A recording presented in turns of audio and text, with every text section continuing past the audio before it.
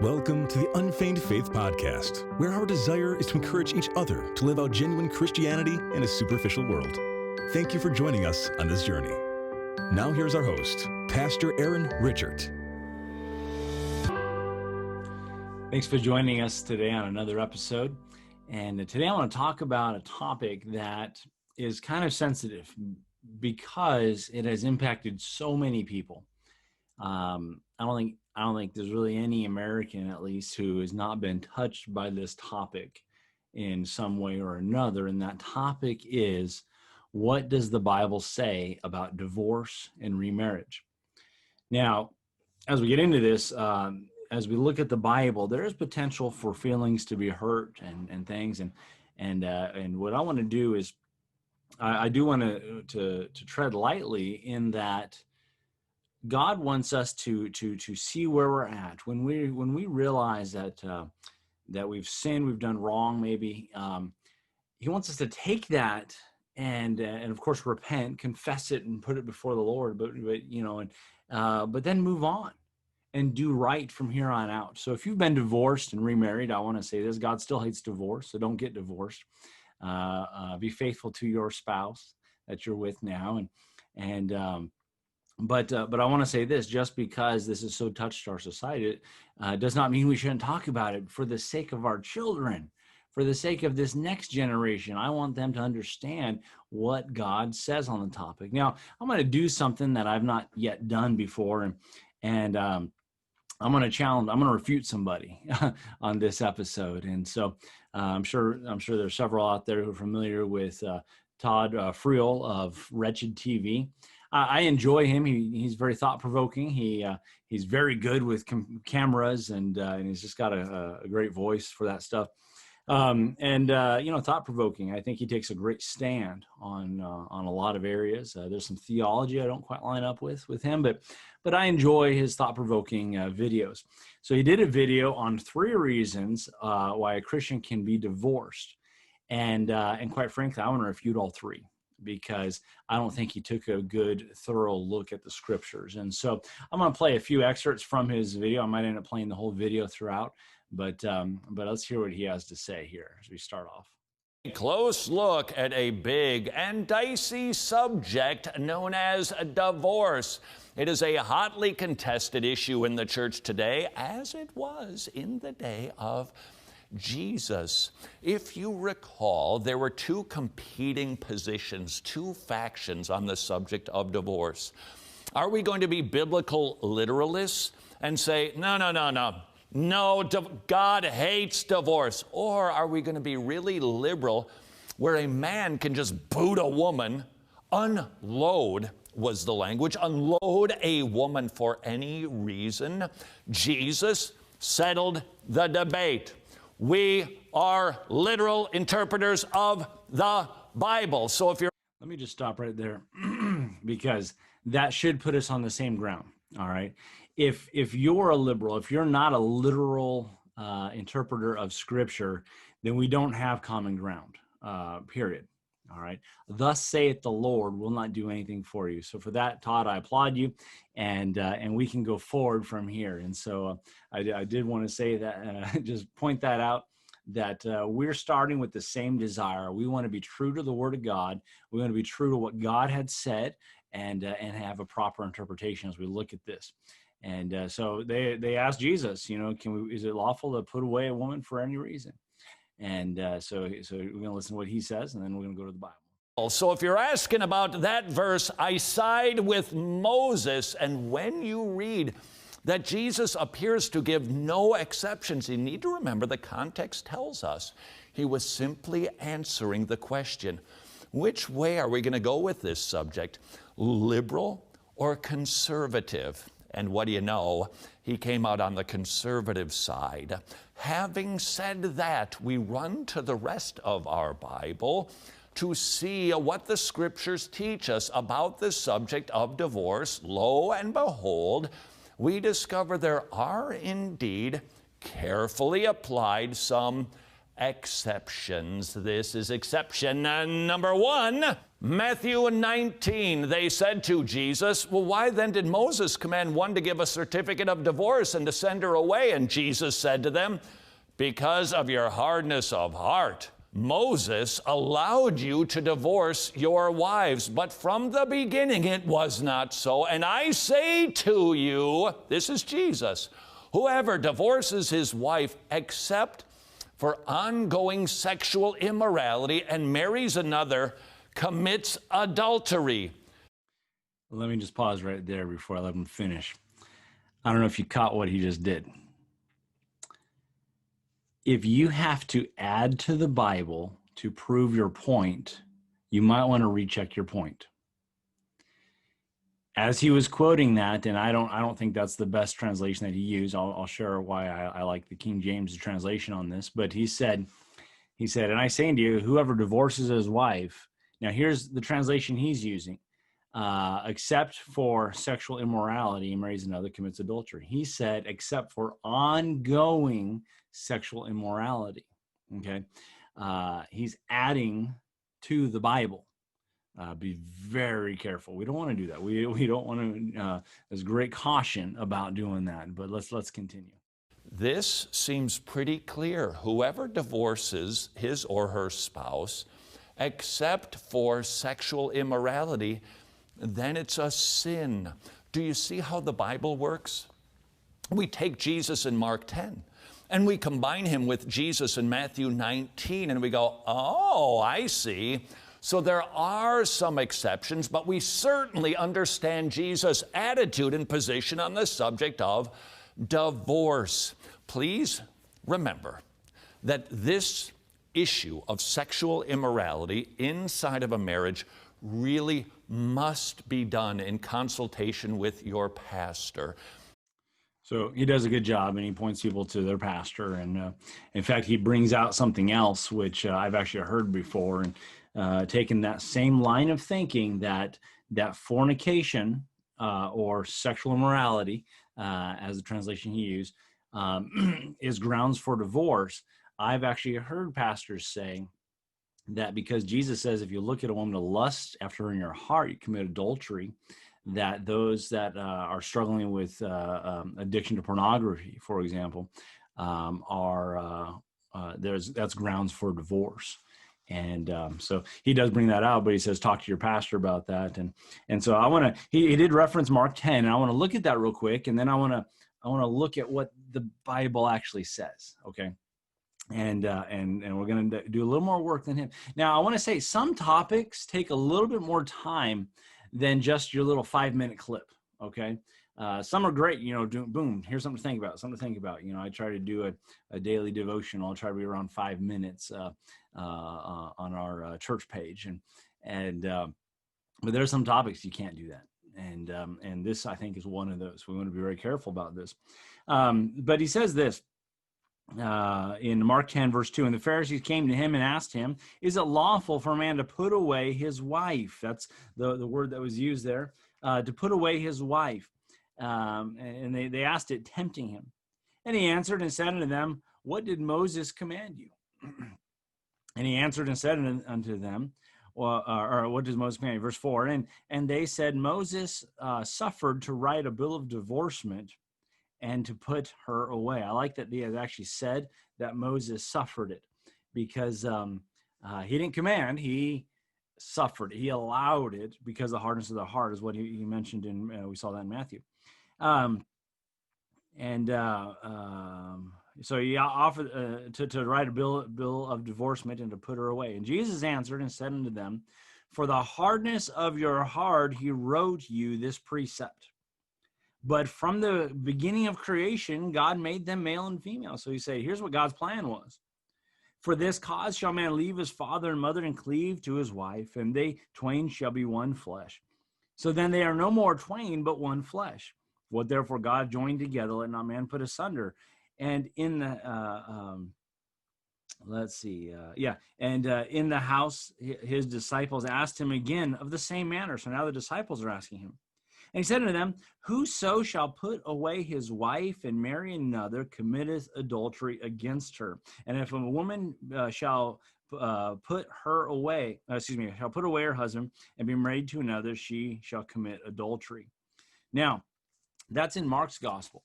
And there is no exception clause in that one. All right. Plain and simple, black and white. If you put away your wife and marry another, you commit adultery. And if you marry her, which has been put away, you commit adultery. All right. Now, keep in mind the audience. There's an emphasis in each of the Gospels. Mark's emphasis is to the Romans, where the Romans are big on authority. And so what does Mark do? It presents Jesus, the Messiah, as a servant, a suffering servant, who has authority, who has command over ailments and things.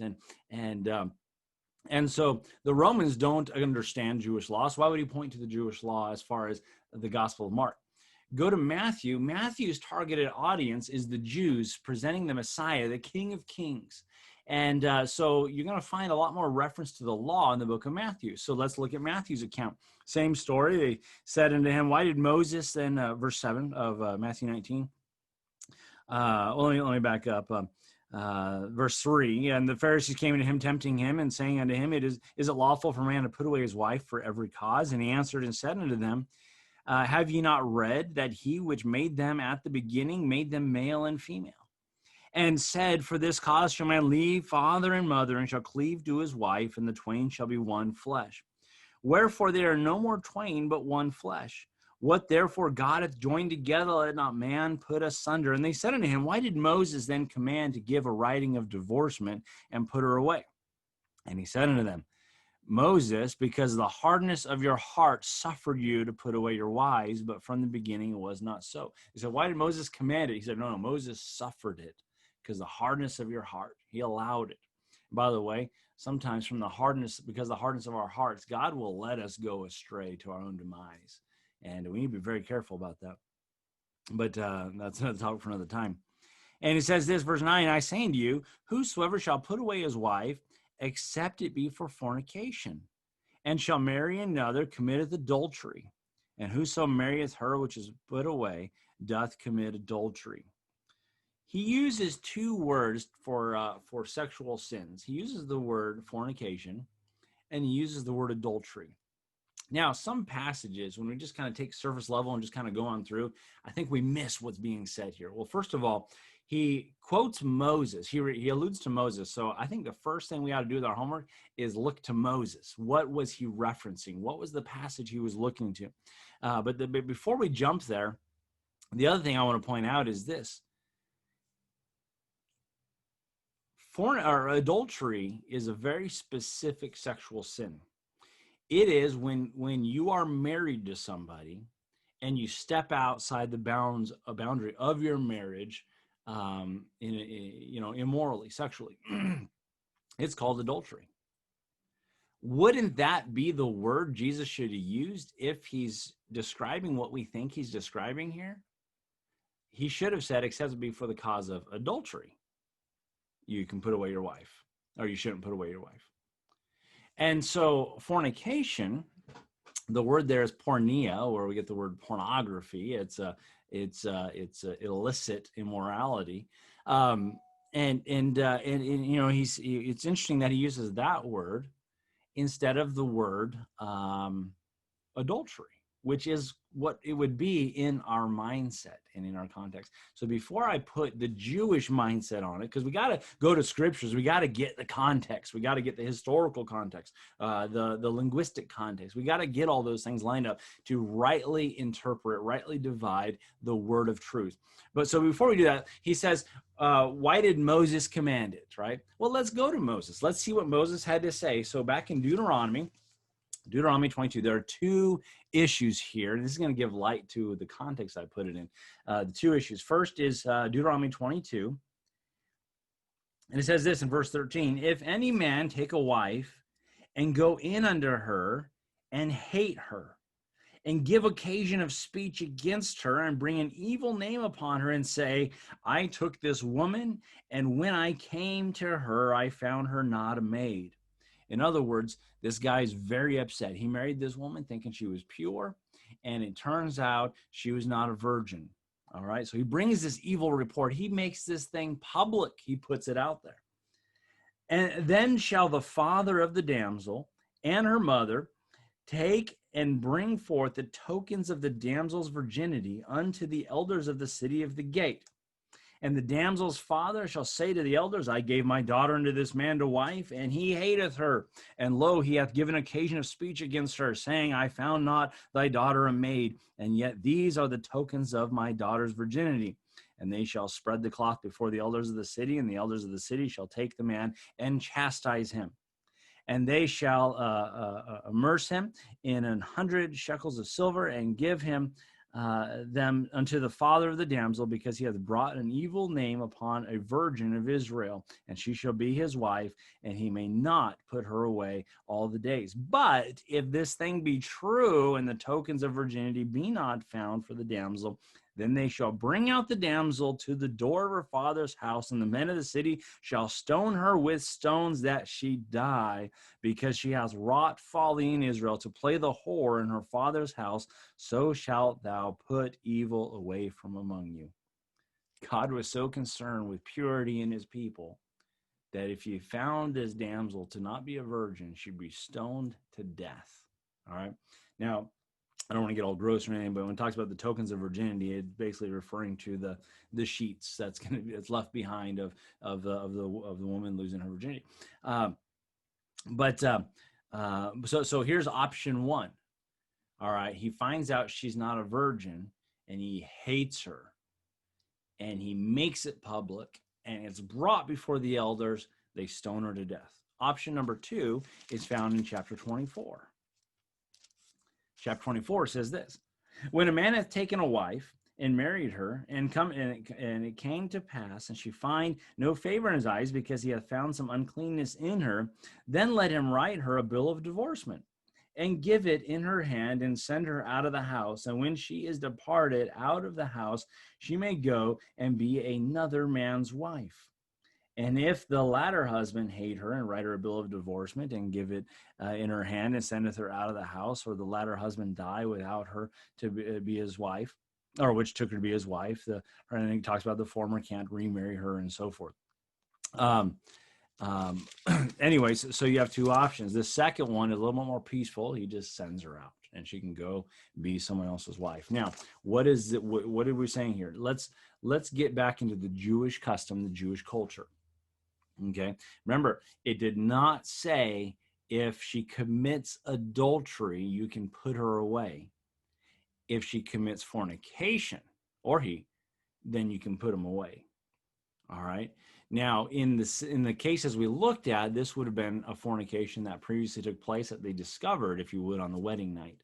And so what's going on? Well, remember the story of Joseph and Mary. In the Jewish custom, what they would do is, before a couple would get married, they would be espoused to one another. Now, I've heard it said many times, well, that's like our, that's like our engagement. All right. But it's not like our engagement. All right. Our engagements are rather informal. Sure, there's usually a sign of a ring or something like that, and maybe someone goes all out and does something wonderful, but you can call it off and it's done. It's just off. Well, this was contractual. This was them promising to each other and really taking marriage vows, though they don't come together yet. And so here's what would happen: a man and a woman would get married, or they would get espoused. There would be a family celebration. There would be vows made. And then what they would do is, the husband, it's interesting, they'd be called husband and wife. That's what Joseph was referred to as husband, and so forth. Then the husband would leave, and he would go and prepare a place for his bride. Then when the place is ready, he comes back to her to receive her to himself.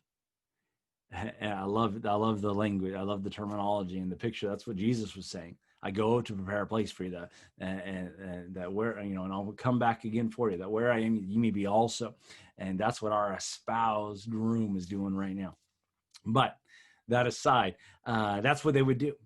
And at this point, the only way to break off this espousalment is a writing of divorcement.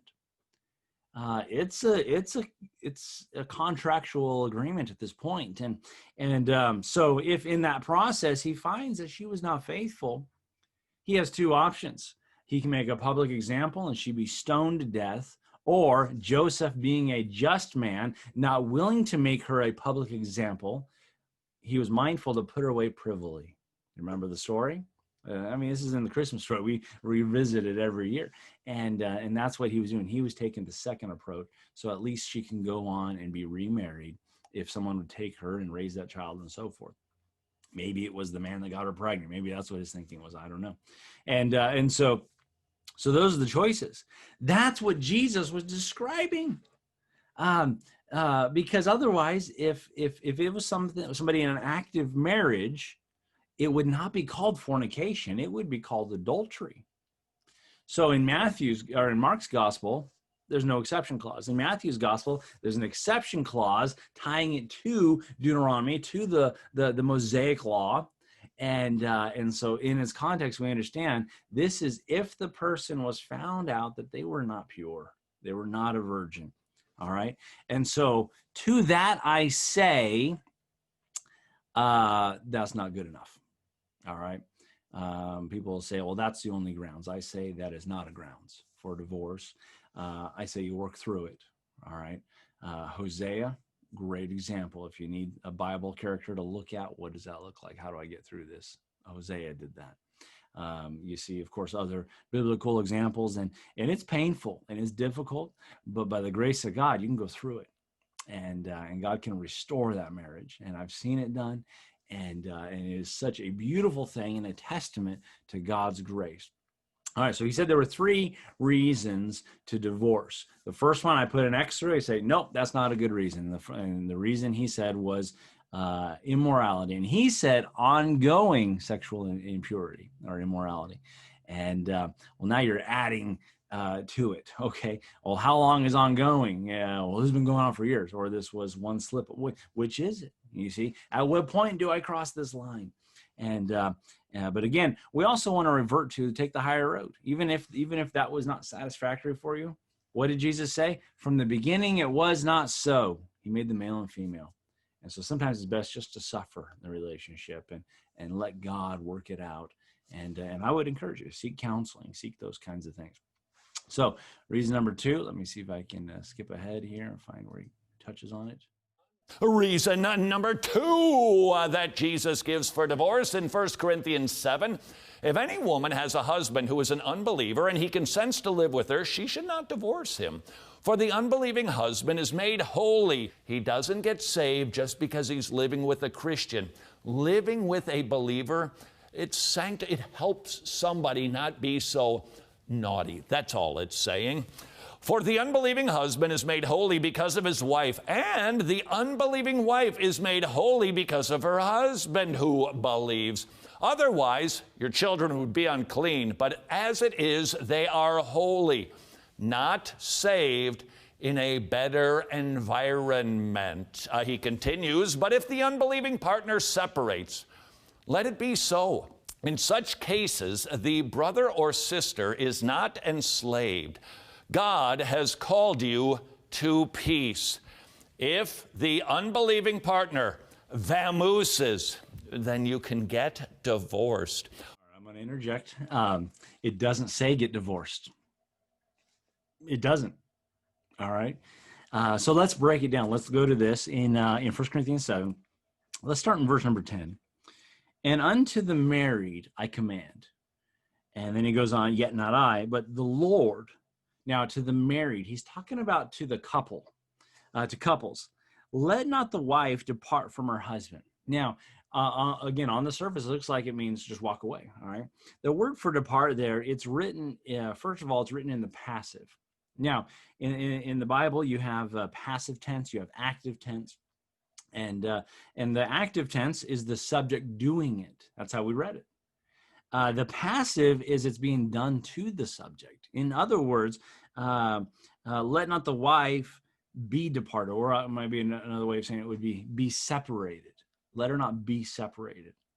And I want to just say this, whether it be the wife packing the bags and taking off, or the husband packs her bags for her and sends her out, the idea is don't let the wife be separated. Now, couples is who he's talking to.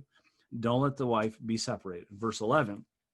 And by the way, it's also written in the aorist tense, which many times is looked at as kind of the past tense, but it really means it carries the idea of a moment in time. So whether is past or in the future, just don't ever let there be a time where she is separated from the man. Okay, verse 11. But and if she be departed or be separated, let her remain unmarried, or be reconciled to her husband. Now, this builds on the last, what we just talked about. Even if you got divorced, you can't get remarried, because Jesus made it very clear. If you've been divorced, you can go and remarry. You commit adultery. All right. That's a different topic we'll talk about in a minute. But that's a very important topic, that even if you found biblical justification for divorce, you can't remarry. It's one and done. In God's economy, if you're going to honor the Bible, if you're going to do it God's way, it's one and done. You should remain single until your spouse passes away. Then you are no longer bound. The Bible makes that clear in Romans. But let's continue. But if they depart, let her remain unmarried, or be reconciled to her husband, and let not the husband put away his wife. Now, there it's in the active. Husband, calling the men to take charge. Don't put her away. Don't get rid of her. And then he goes on, but the rest I speak. Now, Paul's going to give his permissible opinion, if you would. He says, if a brother hath a wife that believeth not. You know what Paul's doing? He's anticipating. Well, you don't understand, my spouse is not saved. That's the objection, right? I'm trying to honor God, and they're not even saved. So maybe I'm free from this. And he says, if thy brother hath if any brother hath a wife that believeth not. So any brother, any saved person has a wife that doesn't believe, and she be pleased to dwell with him, let him not put her away. She's okay to stay married to you. Stay married. All right. That's the point. He's reiterating what God had already commanded.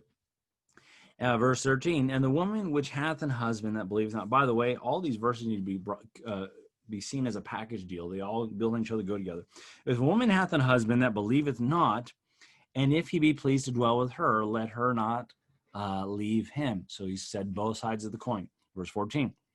For the unbelieving husband is sanctified by the wife, and the unbelieving wife is sanctified by the husband, else were your children unclean, but now they are they holy. Now, the word sanctified does not mean saved, all right? This is important, because otherwise they wouldn't be unbelieving. They'd be saved now.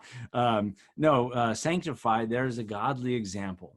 There's the Bible, Paul uses the same word sanctified when he talks about meat.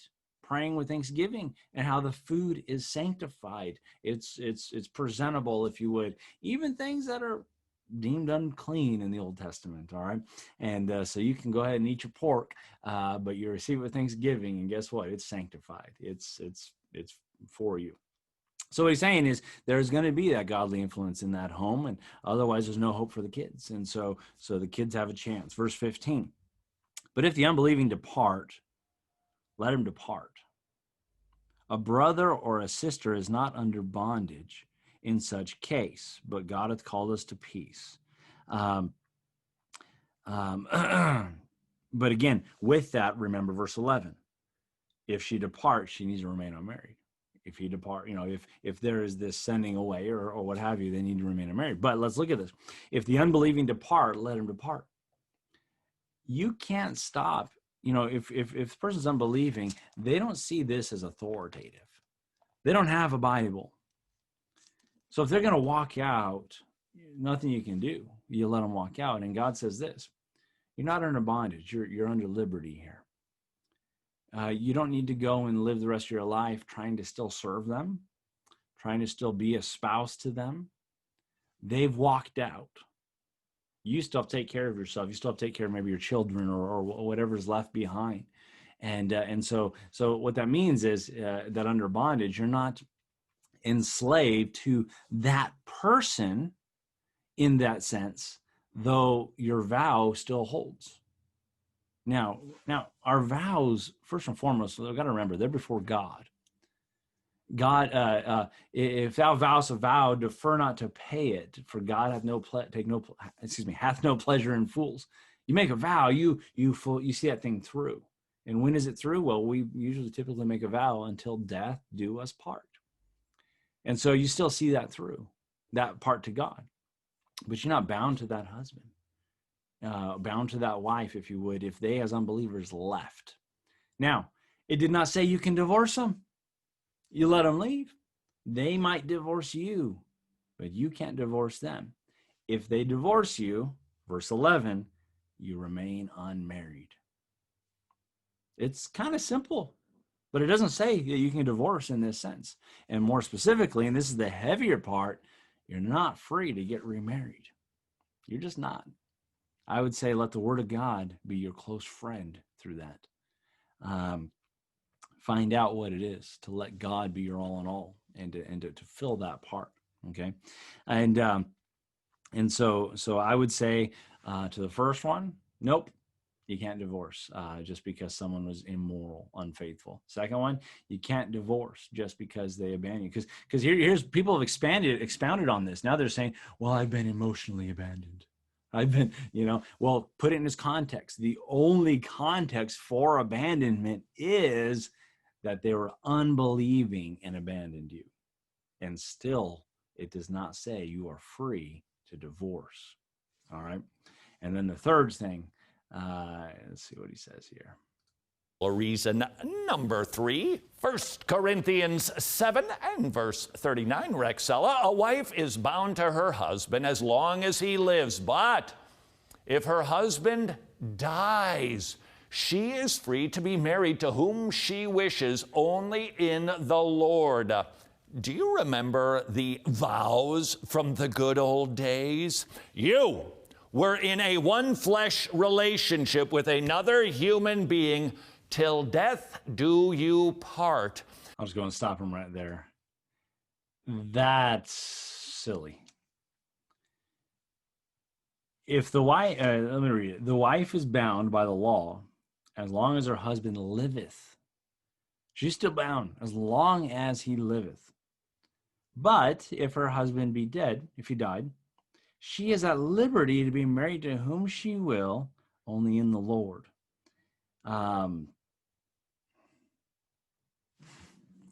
Did he just say, if your husband dies, you can divorce him? Now, that's not really the conclusion he comes to, but remember, he said 3 reasons for divorce. If she's dead, or if he's dead, you're free. You can go remarry. You don't have to divorce if he's passed on. You can just go remarry. And so to the third one, I'd say that's not divorce. That's free from your covenant. It has been fulfilled. Your vow is fulfilled. You are now free to move on and remarry. Now, I just want to say a few closing things. All right. Why is this important? First of all, it's important because we're creating a culture. Well, in our culture, unfortunately, this has become so tolerable. I was under such conviction. I was reading an old book on prayer by R.A. Torrey, and he's using an example of marriage, and he kind of went on this little rant about divorce, and it so convicted my heart. He said this. He said, look at legalized adultery that we call divorce. Men marry one wife after another and are still admitted into good society.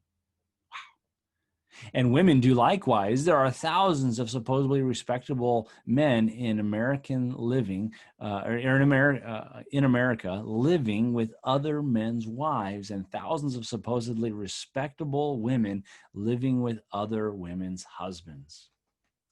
Now, here's why that convicted me. Not because I've been divorced. I haven't been. But because of how tolerable that sin has become. One of the reasons I believe that Satan has so attacked marriage is, first of all, marriage is God's first institution. By the way, the home is not the first institution. Marriage is. The home is the fruit of that institution. It's a picture of Christ and his church. if the devil messes up that first institution, it impacts all the other institutions. It impacts our society. As the home disintegrates, the home falls apart. Why? Because the marriage was under attack. We look at all this, and the first attack was this normalizing divorce. Now they're normalizing homosexuality. Now they're normalizing, and we're seeing it eroding away. And so I want to say this: just because it's a very popular sin should not mail out to become a more tolerable sin. And it's a tough thing, because it's kind of like, you don't want to offend somebody, but I'll tell you what, if drugs have overtaken somebody's life, I still want to warn their children not to go down that path. I'm sorry if I offend you, but it was wrong. Okay. And same thing with this kind of a thing. If you've been divorced, understand it was not God's will. God hates the putting away, it says in Malachi. We see it reiterated throughout the New Testament here. This was not God's plan from the beginning.